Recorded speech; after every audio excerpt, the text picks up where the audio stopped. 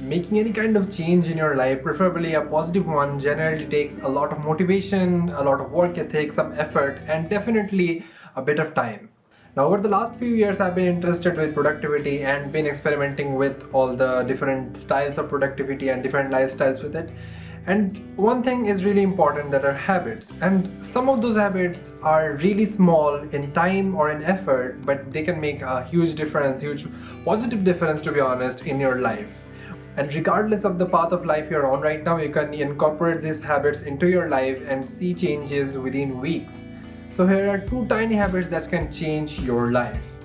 So during this pandemic, almost every one of us has been either studying or working from home. And in this is how my day starts. I'm literally sleeping like a dead cow.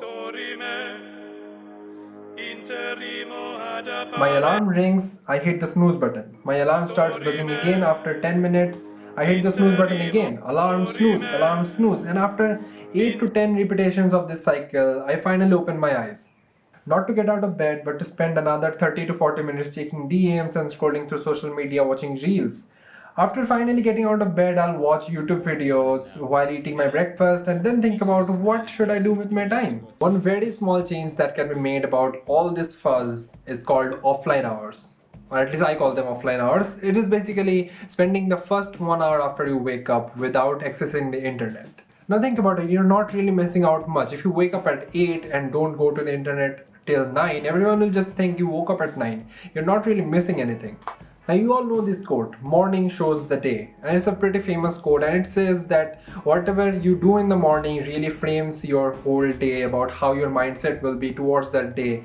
Now I know that offline hours sounds really tough to do, but it actually makes a huge difference. During the last semester, I myself used this for an extended period of time, and I noticed myself, I just observed myself to be checking social media a lot less impulsively throughout the day and watching a lot less YouTube videos. But offline hours is something you should definitely give a try on. I have tried it myself. It's very hard for the first 2-3 days, but within a week you'll get used to it and you'll start seeing positive changes in your life.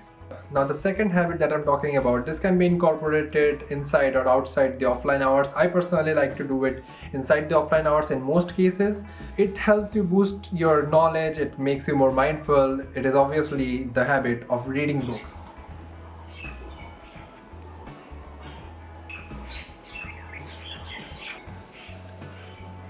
Now there are several things in your life that reading more books can improve, and you don't have to read like a 50 to 100 pages every day.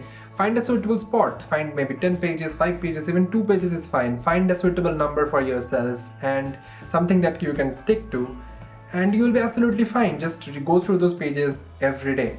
Now the most fascinating thing about reading a book, in my opinion, is like reading someone's mind, getting into the writer's mind and seeing the world, seeing the topic they're talking about from a whole different perspective, or going on a journey, a magnificent journey that is made up in the mind of the author.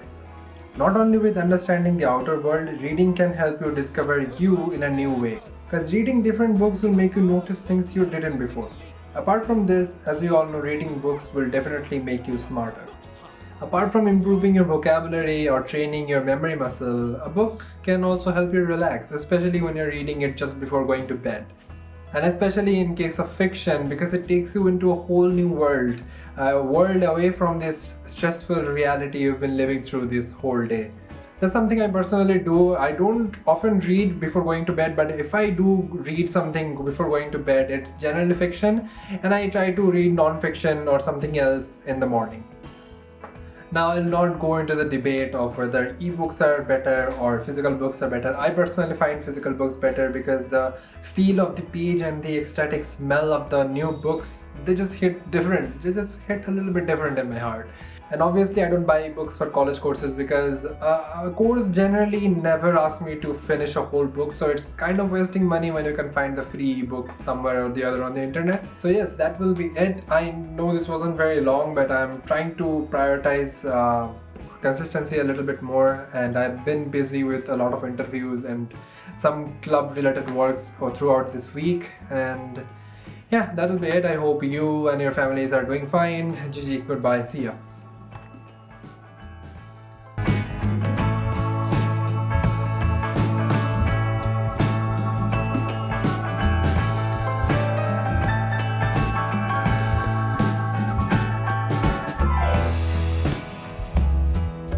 Well, that would be it.